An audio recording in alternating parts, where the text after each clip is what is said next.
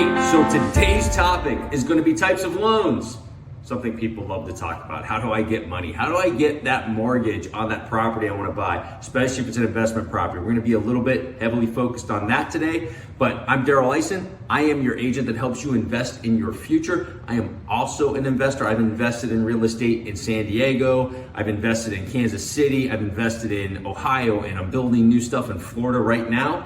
Hey, listen, I'm an experienced investor. I'm pretty good at what I do. I actually do this real estate thing solely so I can have enough money so I can buy more investment properties, because I'm like an addict when it comes to investing in real estate, right? I just want to keep stacking it, because as I stack more properties, I get more and more cash flow and more money pours in.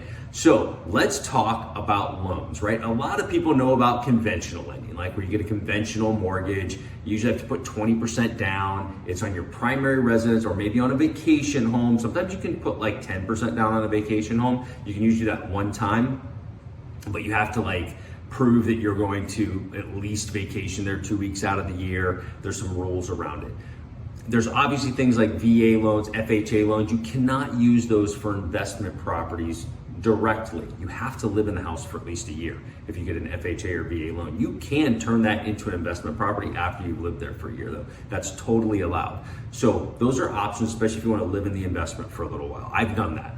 I've done an FHA where I lived in the house for a year and I moved out, and it was a duplex, so I stayed in one side anyway, and I ended up now it's a rental and it makes me tons of money. So I'm very, very happy with it.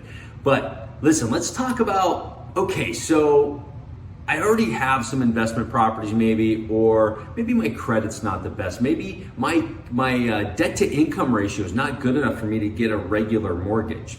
There are other options out there. I have lending partners that I can put you in contact with. So schedule a consultation with me through the link in my bio or in the text on this. Schedule through Calendly, 30-minute conversation. I'll put you in touch with my lending partners and they can help you out. But when we typically are getting money for an investment property, I like to do asset-based lending. I don't want all of these mortgages against my credit report. I want them in my business, right? I want my business to own them. And so what I do is I do asset-based lending. I go talk to either a broker or directly to the mortgage lender, and this is what most people will call private money, right? So this isn't government-backed money.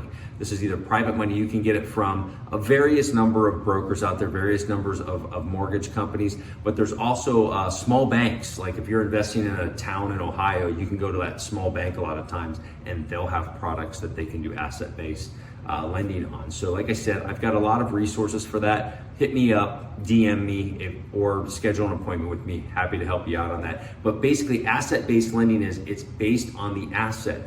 They do an analysis. You give them your analysis. They're going to do their own analysis. They're going to underwrite it, and they're going to say, okay, this thing's going to make money or it's not. If it's a dog, it's not going to make money. If you can't get lending, by the way, asset-based lending from a lender on a property, run. Do not buy that property, okay? They are like a great canary in the coal mine type thing, right? If they don't like the property, you shouldn't like the property.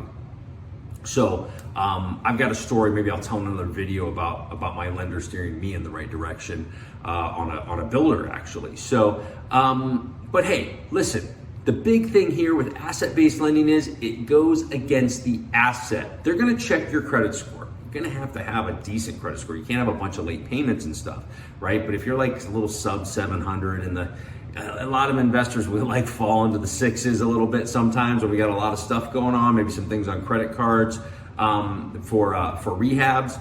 But if you've had trouble getting traditional mortgages, look at asset-based lending, because it looks at the asset. They want to make sure the asset's profitable, because if they've got to take it back, they want to make sure they can make money on it or they can sell it for a profit. So that's what I got on lending. Asset-based lenders, it's the way to go if you're investing. I don't even bother looking at traditional mortgages anymore. I just go straight asset-based. You pay a little bit more, but it's well worth it to keep it off your credit score and keep things clean if you want to go buy your own personal house or something like that. So everybody have a great one. It was great chatting with you, and follow me on social media. Schedule that consultation with me if you're interested in getting a little help with investing, if you're interested in buying your own house, if you're in the Southern California, like San Diego market specifically, I can help you buy or sell a house there. I can help you if you're investing in that area, and I can help you if you're investing out of the state through my partners, friends, and my own community. Have a great one. Take care.